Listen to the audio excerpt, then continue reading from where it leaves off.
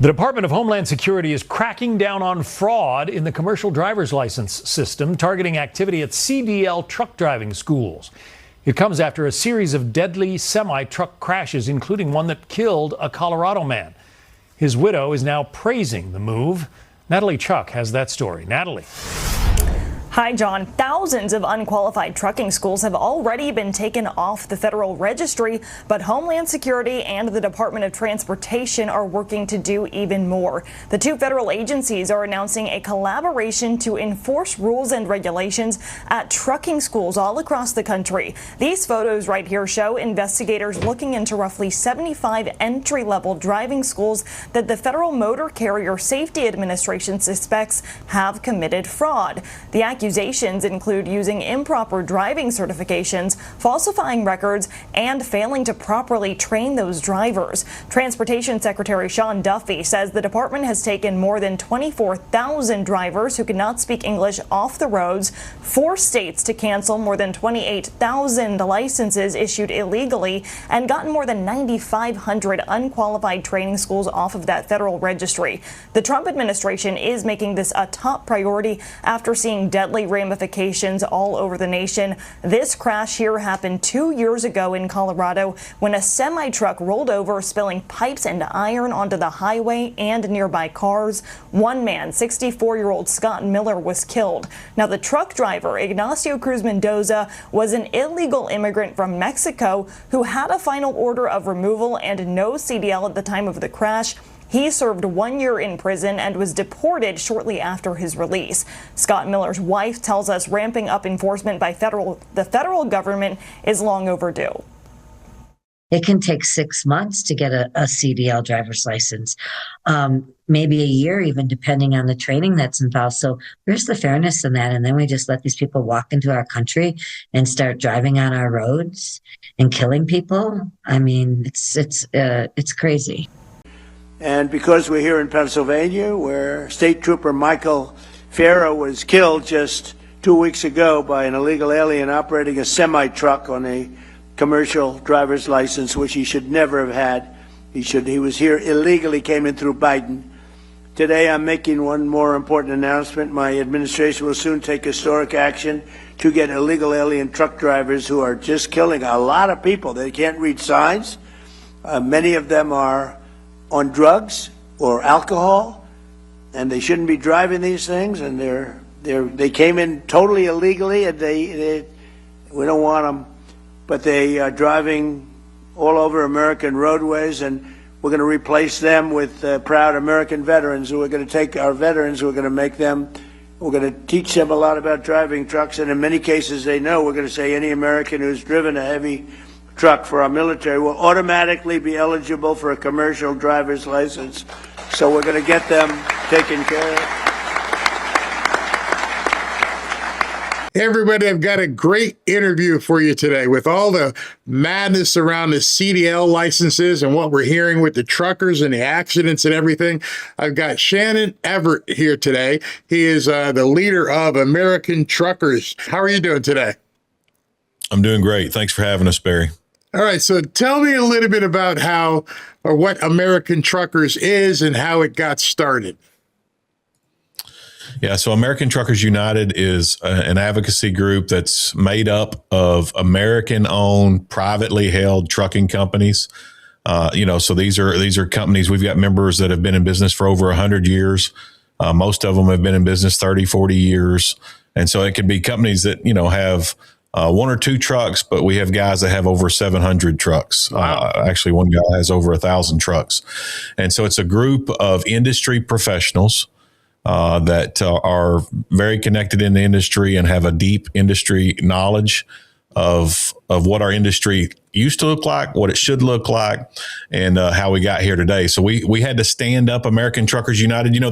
There's trade associations currently in the trucking industry, but our group was unable to get any of them to stand up and speak out against this illegal alien invasion that we have in the trucking industry. Mm-hmm. And so we had to start our own organization to focus specifically on illegal immigration. So that's been our core focus from our founding. Hopefully that we can solve this issue, and we'll start to get into all of the other issues that everyone cares about. But right now, illegal immigration takes up 90% of all of our time. So why is that? I mean, it seems to be such an elementary question, whether it's a union or whatever kind of association. Protecting the members should be first and foremost. Why has it been such a problem to see this kind of representation against the illegal immigration? Yeah, that's a great question. And one of the things that we've noticed as we've been working on this issue is this is a very, we think that safety and national security is a nonpartisan issue. Everybody should agree that having people who aren't vetted, who haven't been properly trained and haven't been qualified should not be operating 80,000-pound vehicles next to your family or my family. I think everyone should agree that people when we don't know their driving history, when we haven't run background checks on them, we don't know their loyalty to our country, that they shouldn't have access to sensitive cargo like military shipments. Mm-hmm. They shouldn't have access to shipments of ammonium nitrate or shipments of gasoline or anything that's highly explosive or flammable or dangerous that could pose a serious threat to a large group of people. And so what we found was that in around 2021, we had this flux of all of these drivers that came into our industry where the standards were reduced in a way to allow for just a maximum amount of number of drivers to enter into the industry without any, due diligence on that vetting that I was talking about, or even on the qualification and training that I was talking about. And so, through our advocacy and our pushback against that, we found that somehow in our industry trade associations, we've got this partisan divide where a lot of the leadership believes in these open borders policies, right, more so than they believe in safety and security. My brother-in-law is a trucker, or actually he was until he retired. He was in auto transport. So he would drive the trucks that bring cars to dealerships and things of that nature.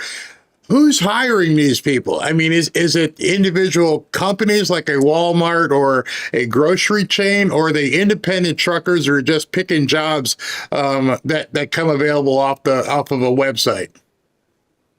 I'm glad you brought up the car haulers, because I think that's an important group involved in this conversation. So my background is inbound automotive logistics. So I didn't haul the cars. We hauled the parts. And so our trucks would go into all of the factories making the cars, and we'd have truckloads of gas tanks, or we have truckloads of seats, and then they'd build the cars. And then your brother and his team, of course, they would take those finished vehicles to the dealerships. And all of those finished vehicle car hauler guys historically have been protected by trade unions. And so all of those car haulers, one of them, for example, that was very large, was Jack Cooper.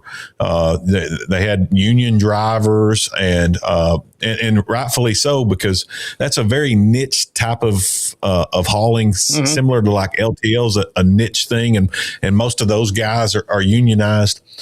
But even the union members, even the guys in that classification, are not protected from what's been happening. And that's evident by Jack Cooper is no longer. They've had to shut down. What they didn't realize at the time was that all of the pressure that was coming against them was coming through third-party brokerage systems using owner-operator and independent contractors who are using these illegal aliens. So what we have found is that all of these illegal aliens have come into mostly sanctuary states. There are some red states, like a lot of them are in Florida, a lot of them are in Texas, but they've come into these specific states, about 10 different states, and they work for motor carriers out of those states. But here's the thing: when you get a CDL, you're not restricted to only work at. If you get a California CDL, you don't just work in California. That CDL gives you access to the entire country because of reciprocity between states. And so these drivers are then exported out of California to every state across the union. And so even though I'm in Arkansas and Arkansas laws don't allow for a bunch of illegal aliens to get CDLs, and I think in my little fish tank here that I'm okay, you're not. You're not, because what California's doing affects your career, your job, and your business. But these guys, who's hiring them? Is it, like I said, is it the corporations, or are they all mostly independent truckers that are just taking jobs? So they operate in nest. And so in all of these states that are issuing the licenses, they're also allowing them to start LLCs and S corporations, mostly all LLCs. So they're going, and the FMCSA and the USDOT are giving operating authorities. So they're starting all these new trucking companies. In fact, this might shock you, but so 25 years in the business, I have never had a truck driver with a non-domicile CDL apply for a job or work for me. In fact, prior to us finding these illegal alien CDLs, our group was the ones who uncovered the fraud and found these CDLs. Prior to us finding legislation in the state of Arkansas in the fall of 2024, where that large trucking association that I was talking about earlier was actually trying to pass laws in the state of Arkansas so that these guys could operate on Arkansas highways. Prior to that day, I'd never even heard the words non-domicile CDL. Most of your listeners probably haven't heard of what is a non-domicile CDL. But that is the specific credential that they're giving those illegal aliens. Now, whose trucks are they? Are they getting loans and money to actually buy the trucks, or are people owning the trucks and hiring them to work? So it's a very coordinated thing that they're doing. I think there's people in their groups that are organized enough to start their own company and then hire all of these guys to work for them. And so you're seeing, in the greatest freight recession or trucking recession that the industry has ever seen, which ran from 2022 to 2026. You saw these guys in these states, California trucking companies, Illinois trucking companies, Florida trucking companies, where guys were growing from 50 trucks to 500 trucks. Wow. When American trucking companies were going from 500 trucks to bankrupt. Wow. How is that possible? Yeah, I mean, so it's a lot of weird money coming in. Probably a lot of money from outside sources coming into these companies. So a lot of the dealerships tell us the trucks have been paid for with cash, which is insane, because you're talking about walking in and you're buying a truck for $180,000. So a lot of these guys are buying in cash, but also, these truck manufacturers want to sell trucks. And so, don't ask, don't tell, so they've been financing a lot of these purchases. And there's two specific trucks that most of these drivers drive. And I think that tells a lot too. Most of these non-domiciled truck drivers you see in a Freightliner or a Volvo. Wow. Very interesting. Very interesting. And is it that easy? I mean, I would think with interstate trade and driving cross country, I understand the license thing, but is it that easy to just go ahead and license a truck as well? Yeah, there's no immigration validation or checks when you license a truck. Nobody's checking to see your immigration status, especially in those sanctuary states. And then as far as them being able to travel across the United States undetected, most people are unaware that your state law enforcement that's responsible for enforcement on commercial motor vehicles are not allowed to ask immigration questions. Oh my gosh. So in the state of Arkansas, we have the Arkansas State Police and we have the Arkansas Highway Police. We have two different state police agencies. One's responsible for personal vehicles and one's responsible for commercial motor vehicle enforcement. Neither of those agencies were able to when you hand them a CDL, so if you hand them a California CDL, they're supposed to just assume that you're in the country legally and that California is only issuing CDLs to legal citizens.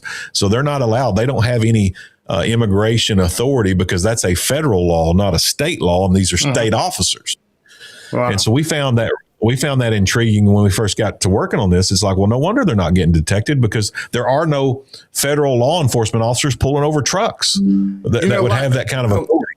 a lot of people up north may not know about this. When I lived in Connecticut, I had no idea. I moved out here into Florida, and as you're traveling through the South, you see weigh stations. Do the weigh stations have the ability to check people out? So those weigh stations are state law enforcement officers with zero immigration authority. Right. And so one of the things that we've been shouting from the mountaintops is we need to deputize officers in the weigh stations with the ability to inspect immigration paperwork. And so the president has heard that call. You've now seen that Tom Homan, the administration, is now talking about these weigh stations. That really came out of our efforts in Oklahoma. So there's been a ton of grace on our movement out of the state of Oklahoma, and that's because ICE, a federal agency, partnered with Oklahoma DPS, the state agency, to enforce immigration laws on truck drivers through that Oklahoma state agency. When they did that, this was September of 25 was the first operation. It was called Operation Guardian. And so they pulled over 500 trucks at a weigh station in the western port of Oklahoma on Interstate 40. Of the 500, 125 of those truck drivers were illegal aliens. Wow. They had, so that's 20%. Yeah. They had in their possession at the time of the operation, all of those drivers had U.S. CDLs. Oh my goodness. So they had CDLs from California, from New York, from Illinois, from all kinds of different states across the country. And then their backgrounds, this wasn't, Hispanic, or this wasn't just Indian. It was all kinds of different backgrounds. You had people from Serbia, Uzbekistan, all kinds of different stands over there in the Middle East. And it really shocked the officers involved when they started going through and seeing how kind of organized the whole operation was. A lot of the different companies had a lot of the same kind of paperwork.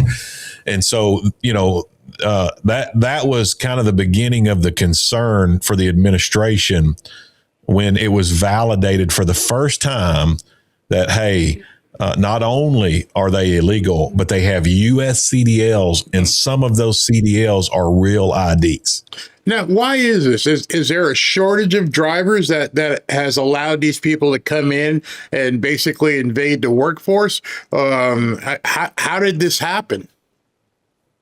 No, there is not a shortage of truck drivers. There's a shortage of pay and respect in the industry that has pushed American truck drivers out of the business. They still have their CDLs, but they choose not to drive a truck because they can't compete with third world slaves that are willing to do it for half or less of what they do it for. Oh, okay. And so when people say there's a shortage, well, there's a shortage of people willing to work for slave wages, and so you're forcing them to compete with people that are willing to, live in their truck. And, I've got to actually have a slide that kind of shows. Let me see if I can. You mind if I show something on the screen? No, go ahead. All right. Go ahead. Let me see. It shows up. Go ahead. When we first started working on this project, you see that there? Yep. We first started work on this project back in 2024. We tried to identify the states that they were operating from and the countries that most of the truck drivers in those states had migrated from.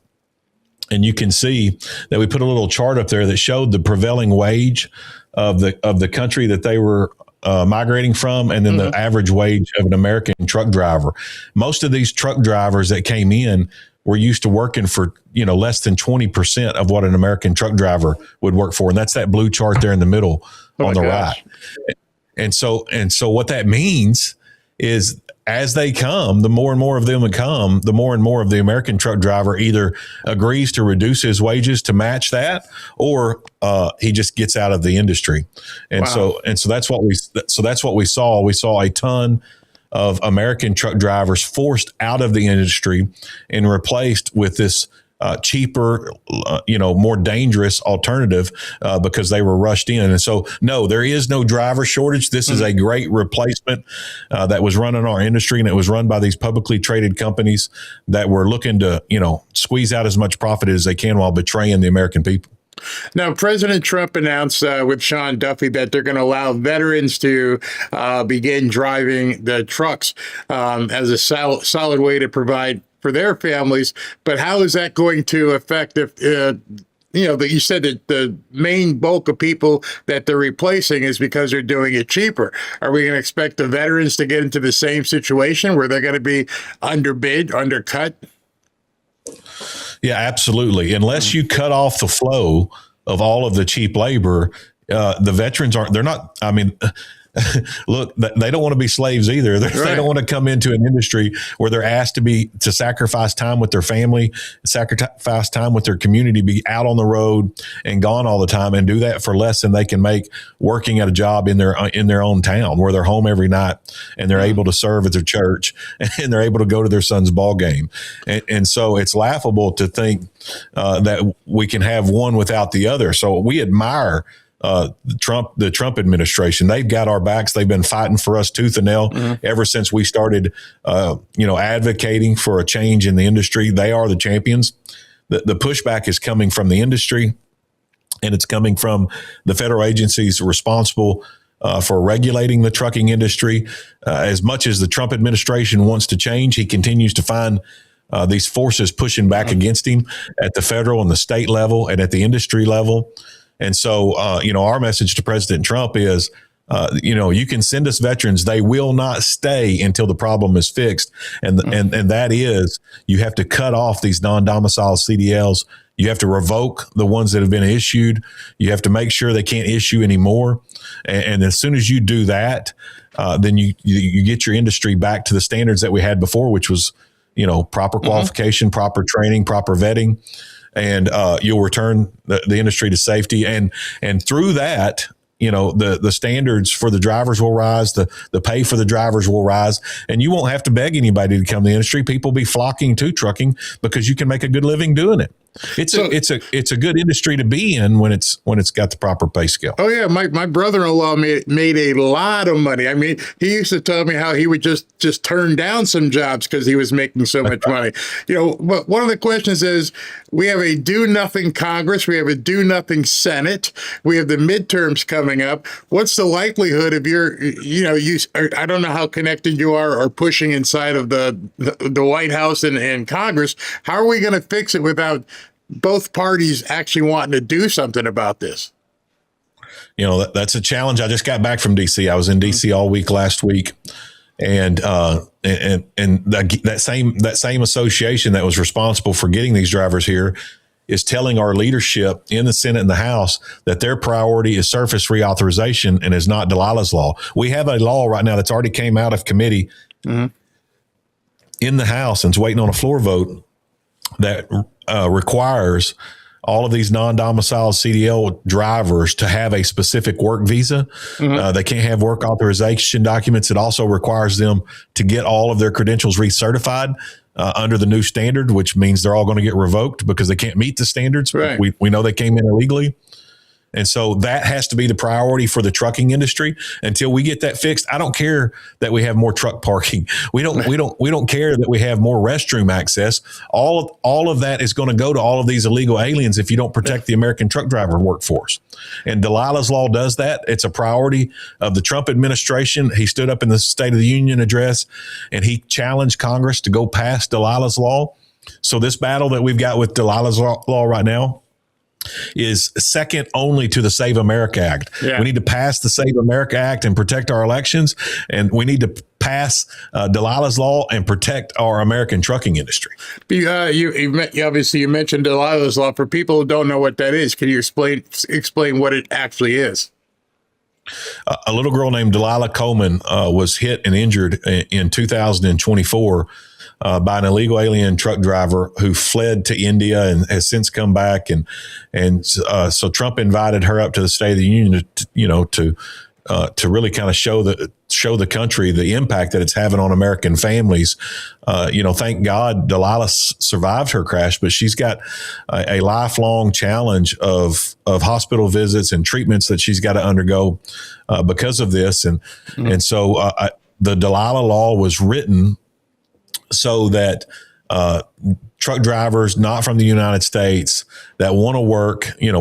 We're not against immigration. We're against illegal immigration. Mm-hmm. So if you come into the country legally and you obtain a legal work visa, there's like 3 or 4 that are specifically prescribed in Delilah's law as applicable to the trucking industry, then you're welcome to come in the trucking industry.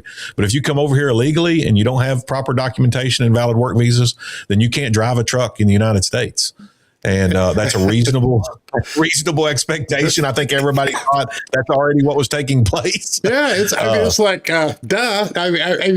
How can you even disagree with that? It makes absolutely no sense that you would be meeting resistance except between our lawmakers up there who just can't get their crap together. It's crazy.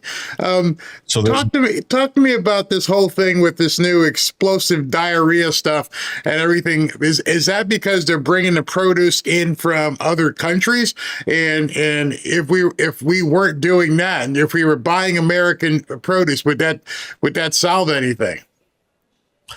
I think this whole globalism idea is just failing on its face. Absolutely. We need to be buying all of our produce here from one of the greatest things about our country is our agriculture industry. And we need to be just like our trucking industry. We need to be doing everything we can to spend with our American farmers, to spend with our American truckers so that, these critical key industries that take care of America and make America great are sound and are healthy and protect, the integrity of our food supply, the integrity of our national security. The idea that we're buying all of this produce, this key item for the success of our American families from Mexico, I think is outrageous in itself. We've got farmers that can do it here. If they're struggling today and people aren't getting into farming, maybe it's because we're buying our produce from other places. And I would imagine the situation that I've dealt with here in the industry with all of this cheap labor coming in, pushing down our ability to increase our prices and pay our drivers well is the same thing that's happening to American farmers. They're being forced to compete with these Mexico farms who are probably also using these indentured servants.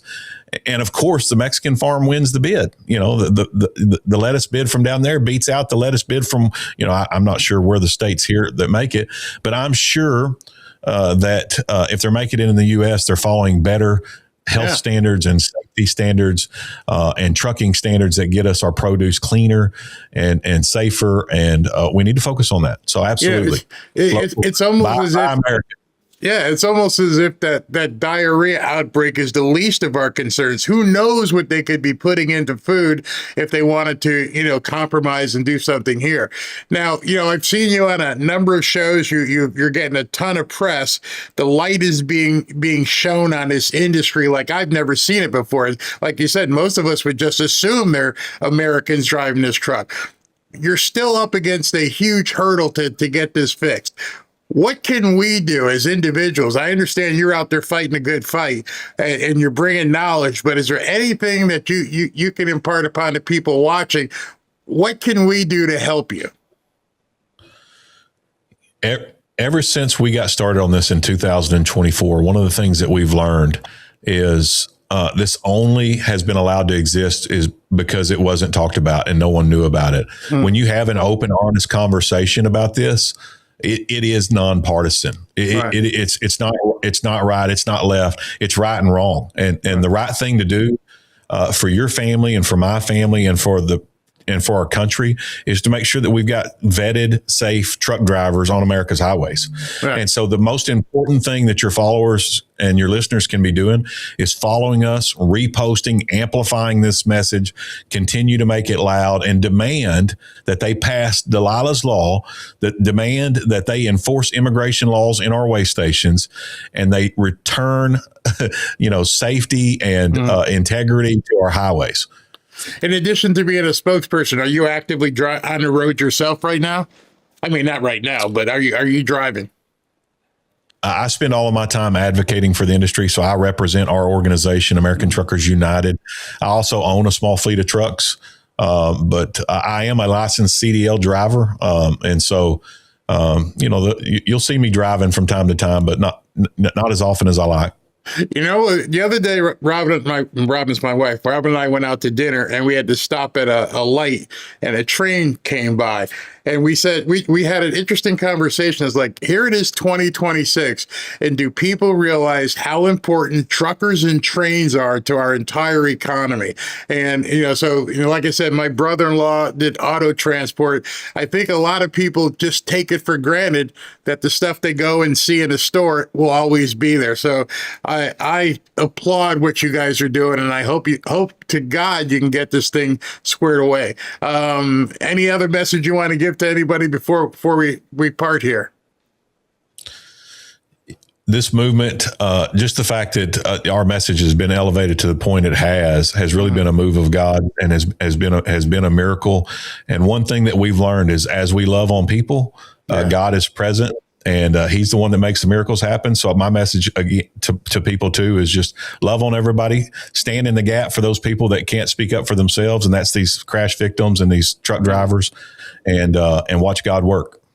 Shannon, thank you so much. And as you can see, that's Shannon's Twitter/X handle right there. So they'll end up following you. So just so you understand, you're going to get an influx of people who are going to hit you up. So thank you very much for your time. We're going to follow it. Every single person who goes to a store, does anything in retail, anything, lumber, building a house, is responsible for the guys that are in this organization. So thank you very much for your time. Thank you, Barry. Thank you.